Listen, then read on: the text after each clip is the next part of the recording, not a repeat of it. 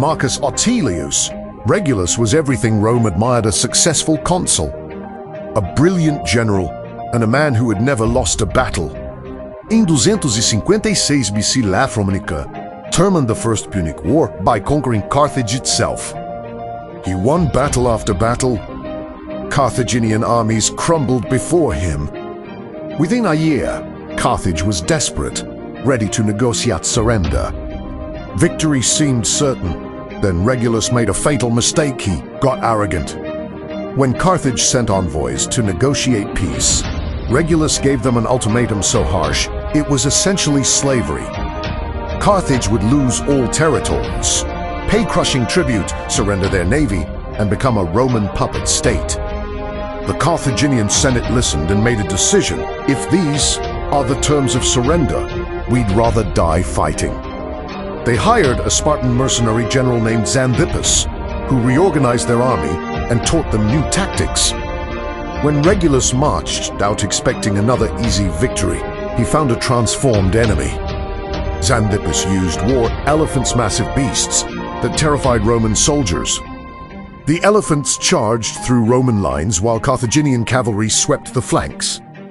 Regulus's army was destroyed. 2,000 Romans died. 15,000 were captured, including Regulus himself. The victorious general who had humiliated Carthage was now their prisoner. They threw him in a dungeon for 5 years. Then, into 50 BC, Carthage had an idea. They needed peace with Rome. What if they sent Regulus home as their messenger? They brought him out, cleaned him up, and made an offer. Go to Rome.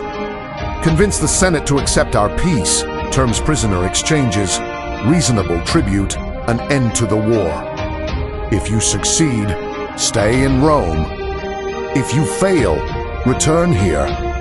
Regulus swore an oath to return if the mission failed. When Regulus arrived in Rome, the city erupted in celebration. Their lost hero had returned.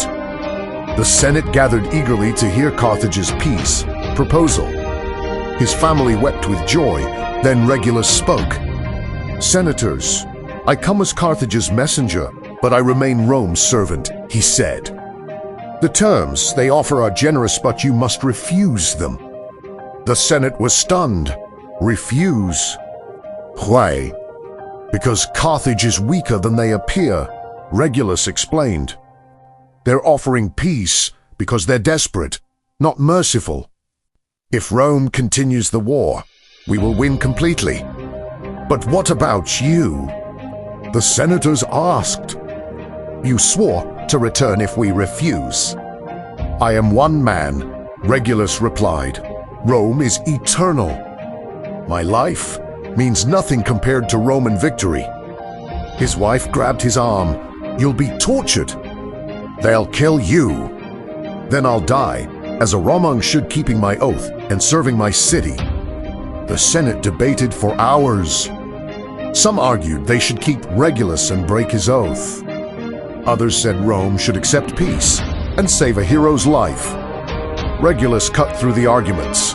If you keep me here, you prove Rome's word means nothing. If you accept bad terms to save me, you prove Romans value individual lives over victory. Either way, Rome loses. The Senate voted to continue the war. They tried to force Regulus to stay, but he refused. He had given his oath. He returned to Carthage knowing exactly what awaited him. The Carthaginians were furious. They had sent him to negotiate peace, and he had convinced Rome to keep fighting. They threw him back in prison, but this time there would be no mercy.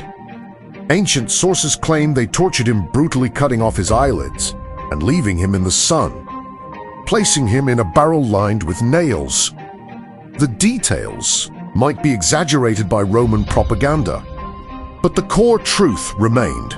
Regulus returned knowing he would die horribly, and he went anyway because he had given his word. Rome never forgot. Regulus became the ultimate example of Roman virtue fides, the sacredness of keeping one's oath, even unto death. For centuries, Roman children learned about the general who chose torture over breaking a promise. The war continued for 14 more years, exactly as Regulus predicted. Rome eventually won completely, crushing Carthage and claiming dominance over the Mediterranean. The victory was built on the sacrifice of a man who understood that personal survival mattered less than principle. He had been right about everything. Carthage was weak, Rome would win, and his individual life was a small price to pay for eternal glory. The Roman, who died keeping his oath, became immortal in legend, proof that sometimes the greatest victory is choosing how you lose. Please do like, share, and subscribe to our channel for more such stories.